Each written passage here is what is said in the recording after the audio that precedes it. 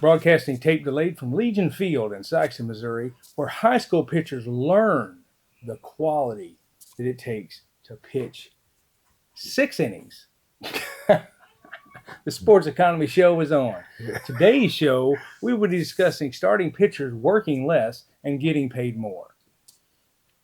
Does it sound like a fair assumption? Starting pitchers are pitching less and getting paid more? In today's game, you'd be lucky to get a pitcher to go 5 innings. Lucky. Well, okay. Unless they have a really big lead. That's when they should be pitching more innings. No, if they have a big lead, they pitch more. Like, I'll use an example. The Cardinals had a pitcher who had a 3-0 lead or 4-0 lead in the 5th inning. Yeah. They let him pitch into the 8th inning before they pulled him. But if it's like 5-4, they're pulling him. Going to bullpen. But you can't go over that 100 pitch mark, though. Oh no, that's not even a question. No, nobody pitches over 100. I was watching the Mets game yesterday, and they were talking about a guy for the Padres who had a complete game where he shut down the lowly Colorado Rockies. You know how weird that sounds? I know. A complete game sounds like what a no-hitter used to be. But literally the guy, and these are the Mets broadcasters talking about a game that's not even theirs. And they go, yeah, and such and such King had a complete game. He pitched 112 pitches. And Keith Hernandez is like, whoa, this time of year? Man. I'm like, now, 112 pitches in April? Wow. Now, okay, I get it. It's early. It's April, yeah. But 112 is not the end of the world, right? Yeah. You would think not, right? Yeah. Okay. Okay. We're old. We are. So let's just get that out of the way. But we're not going back to, back when I was a kid in 1976. This is the way Bob Forsh and Jim Cott used to do it. I'm not talking about that. What we're talking about is pitchers. It should be a reasonable thing as a fan, any fan, to expect your pitcher to make it to the 7th inning without being pulled out. Because you're paying big money to say, hey. They are the best players supposed to be on the team. Yeah. They're the highest paid for sure. Used to, we go back in the Wayback Machine, they back when ESPN was a baseball station. Yeah. They used to promote starting pitchers. Right. Didn't they?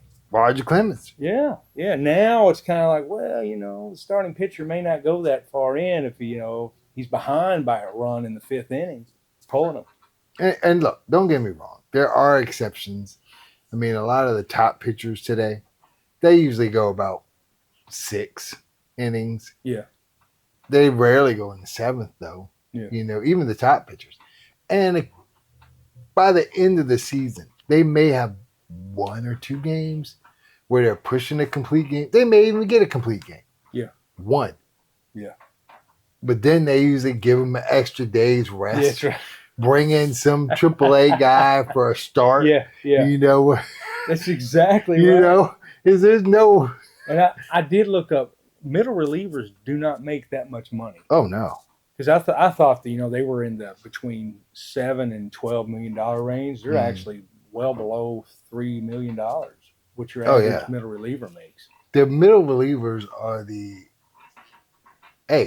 you're not good enough to be a starter. You're not good enough to be the closer. But throw you in the middle of the bullpen, Yeah. But starters make a phenomenal amount of money.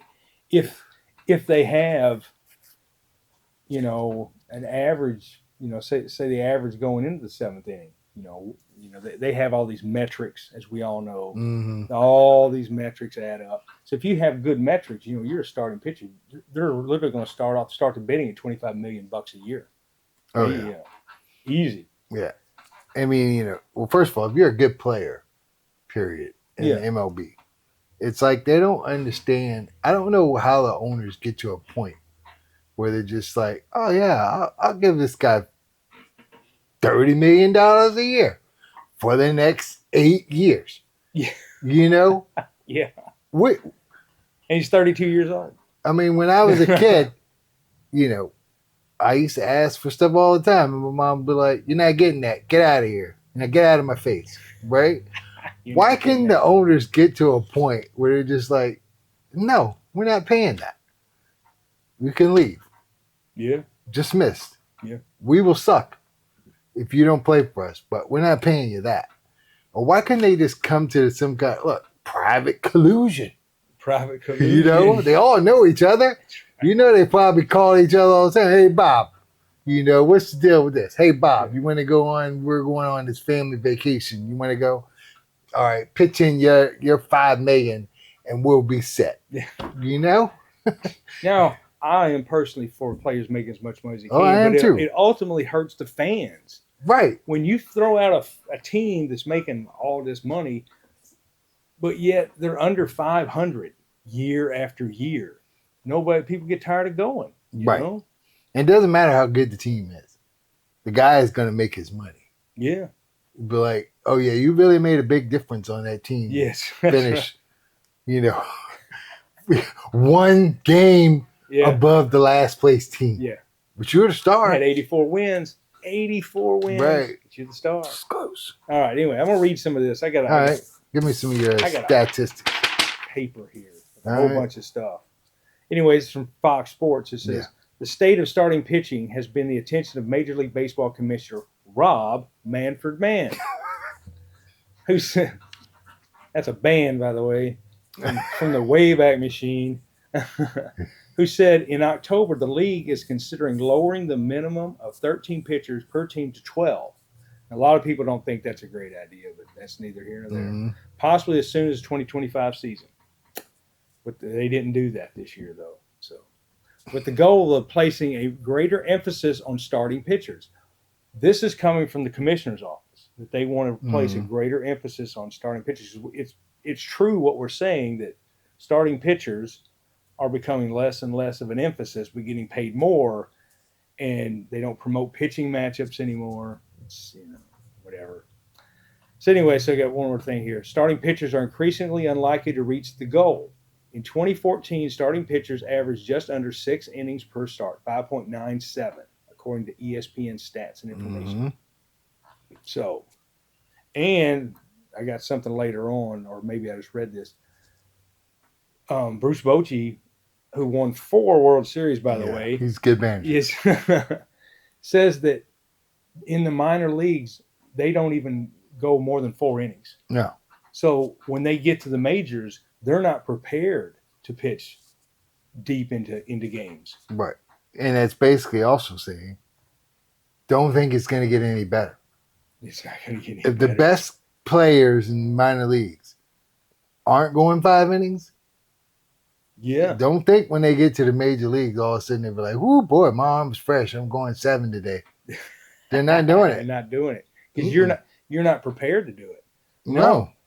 And I guess the only way that can change is if the parent club starts forcing us, look, you got to start working on these pitchers to get further along in these games. You actually have to pitch to get the money that you deserve. Yeah. Does that make sense? Yeah.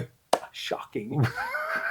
What are you talking about? It's capitalism. But okay, well, you don't want to go. You don't want to go at least 6 innings a game. Yeah. All right. Well, why don't we shave off that 30 instead of giving you 35 million? Well, there also is a difference between the manager not letting them go, because the rate card says they gave up a hit before they got one out in the 6th inning. Yeah. Pull them. There's several years ago, Tampa Bay had this. I forget what his name was. He had this really good pitcher. I think he'd won 22 games. That year. He was pitching in the World Series, and he had a lead, and he gave up a hit in the 6th inning, and they took him out and lost the game.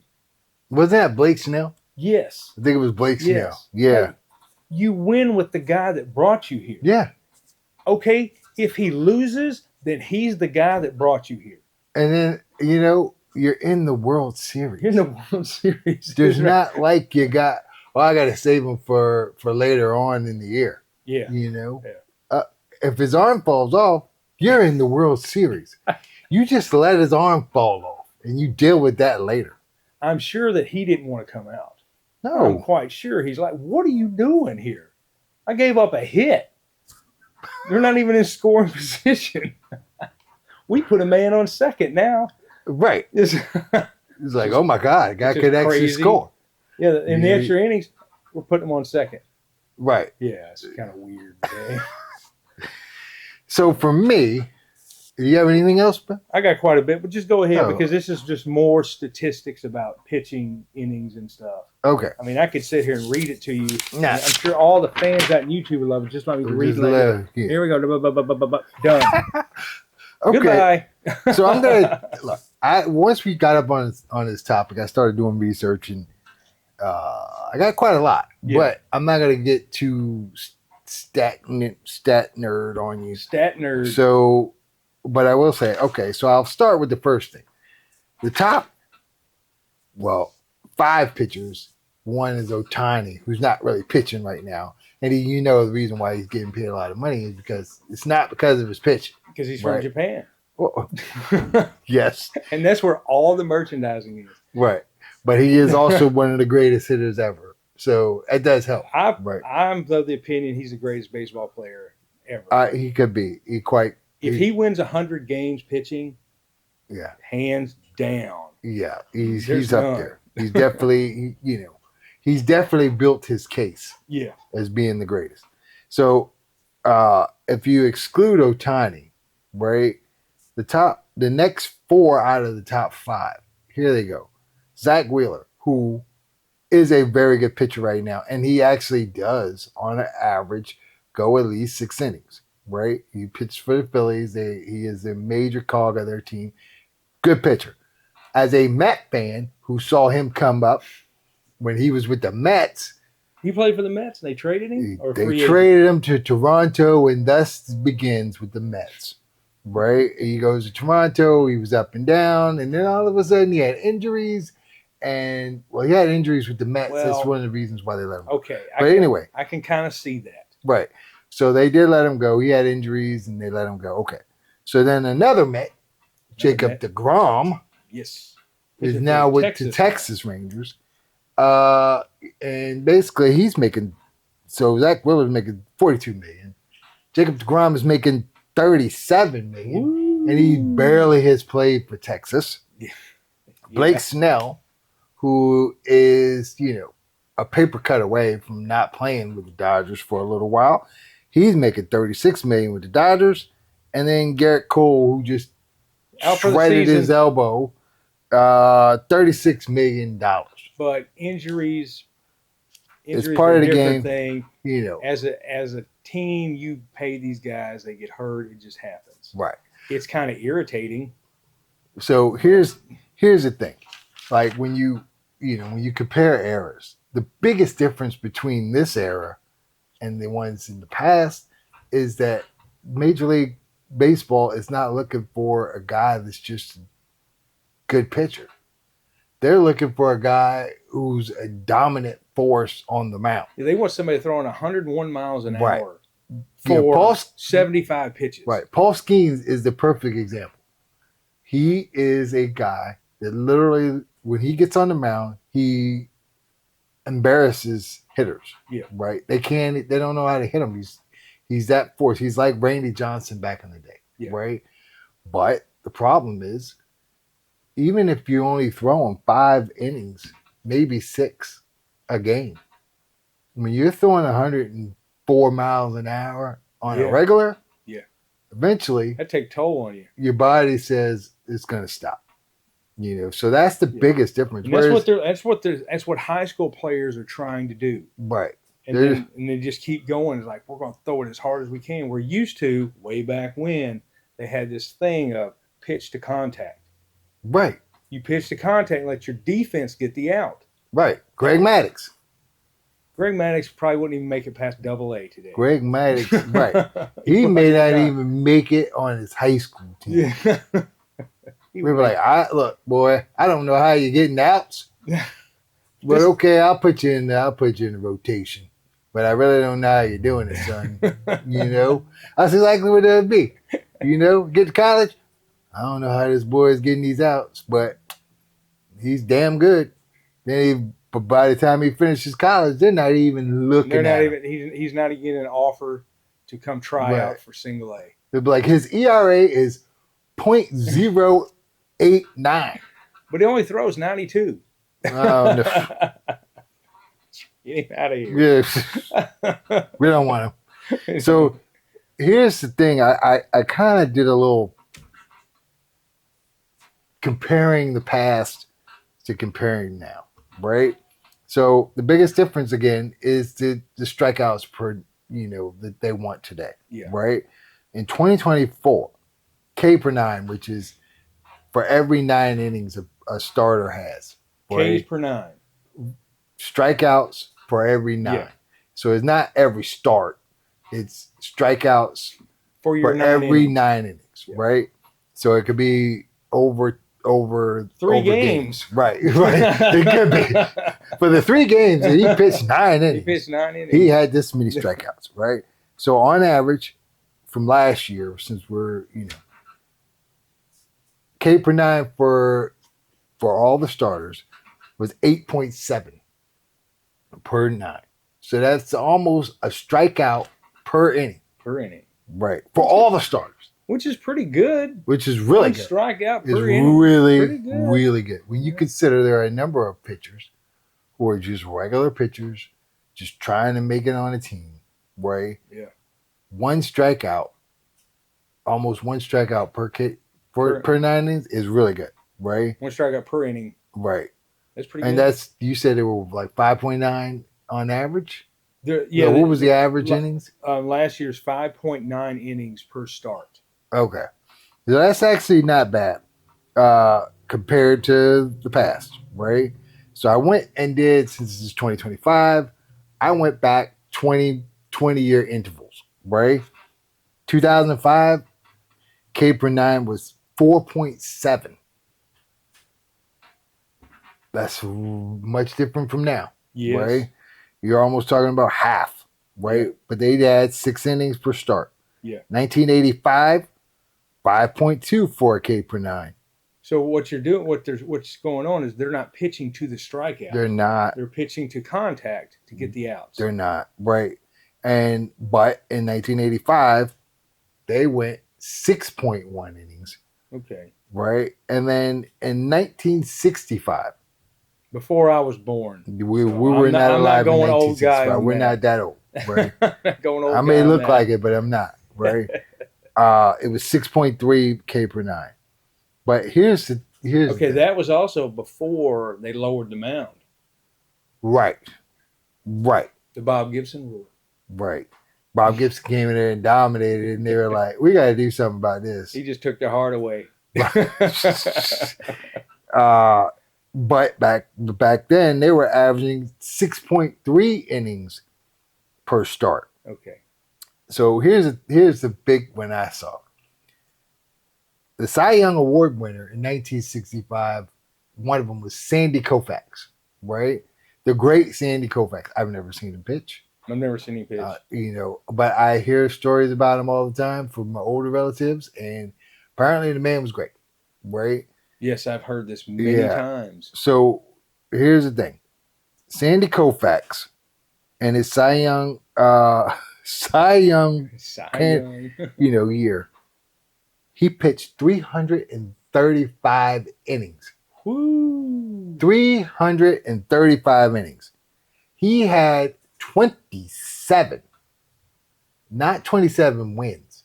27 complete games? 27 complete games. Now, what your average person will say, yeah, but he was pitching against plumbers. In the spare time. Could be, yeah. Because they were taking jobs in the offseason in 1965. They will throw that kind of stuff out. Right. He did have 26 wins. His ERA was 2.5, right? Yes. In 1985, Dwight Gooden was one of the Cy Young winners. Great Met. Through fire. Numero uno. One of the numero uno Mets in the reason why I'm a Mets fan, probably. Right? They call him Dr. K, is that right? Dr. K. Right? He was Dr. K. He had a 1.53 ERA. Wow. He pitched 276 innings. He did not have more than a strikeout per inning. He was 268 strikeouts. That's close to strikeout per inning, but not quite. But at that time, it seemed like Dwight Gooden was striking out everybody compared to the rest of the. Yeah, it was amazing. You see, they gave him that nickname. Right. 2005, Bartolo Colon was the Cy Young Award winner. He won the Cy Young Award. Right. I'm going to pretty much skip over him. He did have 21 wins. He pitched 222 innings. He only had 150 strikeouts. Oh. And in 2024, one of the Cy Young winners, National League Cy Young winner, was Chris Sale. Yes. He pitched a whopping 103 innings. But get this stat. Yeah. He had 225 strikeouts. Also, this has to do with the batting, too, because now everybody's trying to swing for launch angle. Swinging for the fences. You know, because batting average means nothing. Right. When I would dare say the average batting average on a team is probably below 250. Oh, yeah. Easy. Yeah. It's literally like it's getting to a point where each team may have, 2, 3 guys that bat over 300 that play on a regular? I don't even think they got that. I'm talking about like hovering around. Yeah, 300. I'm just saying people look at like if you're batting 250, they like, oh, that's phenomenal. Yeah, that guy's good. Yeah. That's what I think. Mm-hmm. So I say we wrap it up. All right, so look, that's all we got for today, guys. We're gonna wrap it up. So long, everybody. Remember to like and subscribe so we can get some more stats and start our own stat page. Goodbye. So long, everybody.